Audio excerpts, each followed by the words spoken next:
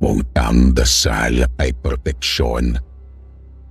Bakit may mga lugar na tila mas natutuwa ang kaditiman kapag nagdarasal ka?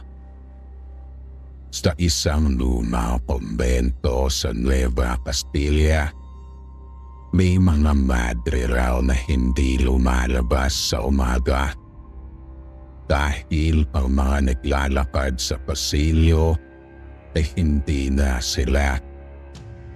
At sa bawat pagtunog na kampana ng 12:00, may isang multong madre ang naghahanap ng kapalit.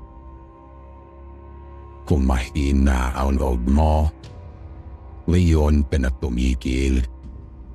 Pero kung handa kang marinig ang kwento ng madre na nawala sa sarili niyang katawan, ituloy mo ang pakikinig at mag-subscribe sa ating channel. Dumating si Sister Amara, bagong assign na madre sa kumbento ng Santa Lucia. Napakatigil, napakadilim, at kakaiba ang lamig.